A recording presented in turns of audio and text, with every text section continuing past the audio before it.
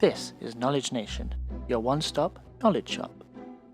In today's video, we're going to show you how to sacrifice to your god. General information. There are many reasons people like to sacrifice to their gods: for protection, for pleasure, for a good harvest, or to ask favors of the gods. In this tutorial, we will show you how to prepare and perform a blood sacrifice to your god. In most cultures, a sacrifice is seen as an offering. It is a gift to please and gain good standing with your gods, so it is important to get it right.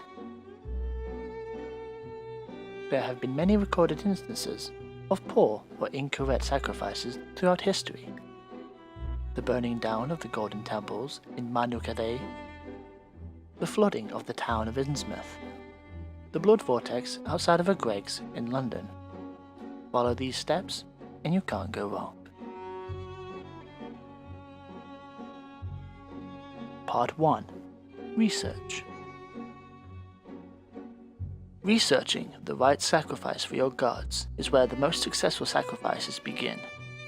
Choosing the right sacrifice first time can save you a lot of wasted time and materials, as well as the patience of the gods you are trying to please. Grab your chosen religious text and flick through the pages until you find the sections dedicated to sacrifices. If you have a cursed textbook from a vengeful elder god or chaos demon, where reading through the text can result in a painful death, give the text to another fellow worshipper who would happily die to give you the sacred, forbidden instructions. Once you have the instructions, it's time to move on to Part 2, Preparation.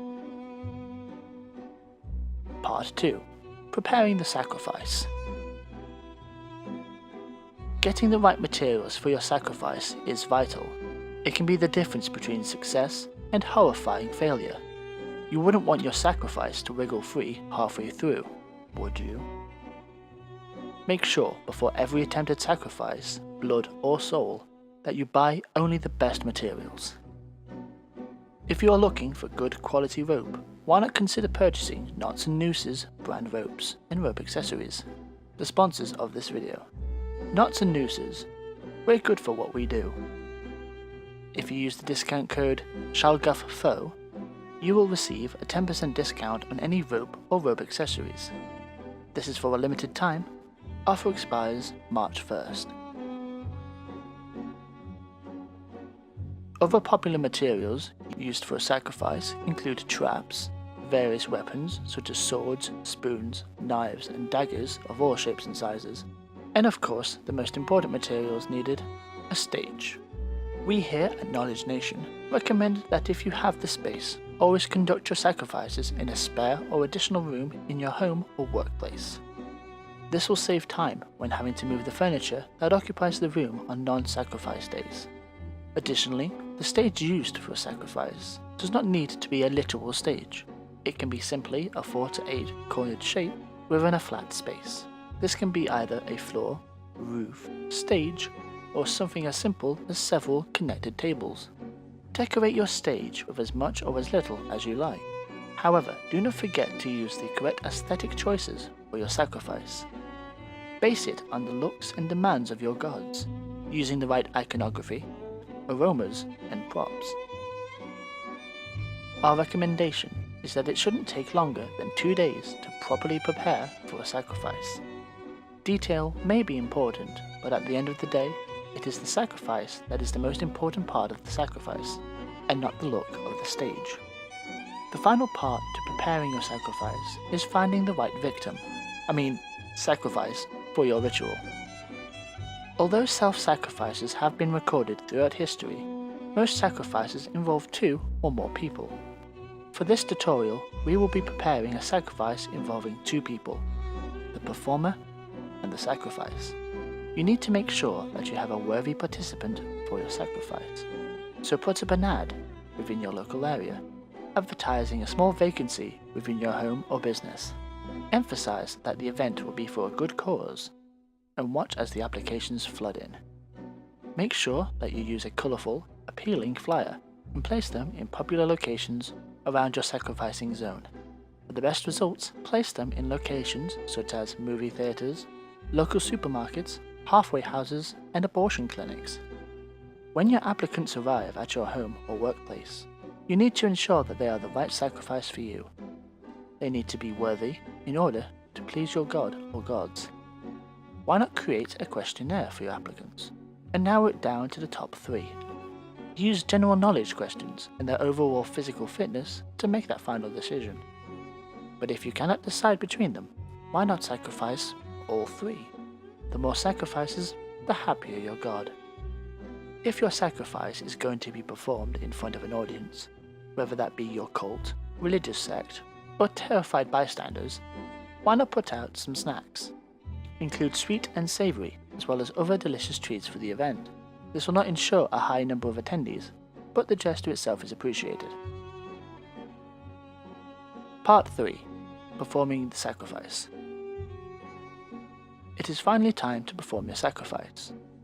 Placing your sacrifice onto the stage, follow the forbidden unknowable instructions found within your ancient and/or cursed texts. Depending on the ritual, you will either be draining the life force of your sacrifice, the blood, or something completely different. The average length of a ritual is around 35 to 40 minutes, but can take up to one whole day if part of a multi-stage resurrection or summoning ritual. Please read your texts carefully, as at this critical stage, if the ritual is interrupted or incorrectly performed, you may be damning yourself, your world, or your plane of existence. Ensure that the sacrifice is dead before finishing your ritual. Gently press your weapon of choice through the skull of your sacrifice to ensure death, and then begin to tidy up. Part 4. Tidying up. Once the sacrifice is properly done, it's time to hide the body. Local authorities dislike sacrifices occurring in their areas, and dislike finding random bodies of the recently sacrificed even more. So remember these steps and try to avoid answering any questions. Firstly, you need to separate what's left of a sacrifice's body. If your sacrifice was partially eaten, or absorbed by your god, take whatever is left of your sacrifice and tear up, chop off, or cut up the body into easily manageable pieces. If you or your audience members are cannibals, why not hand out the body parts as souvenirs or late night snacks? With whatever is left of the body, you will need to dispose of in a quick and timely fashion. People will be looking for your sacrifice. They may even have already gone to the local authorities to file a missing persons report. Take out a local map and, using your home or workplace as the center, draw your god's iconography onto the map.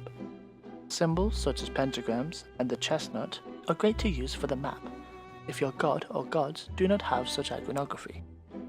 Use the points of the symbol as drop-off zones for the body parts, as they will appear far away and random to those who are not in the know.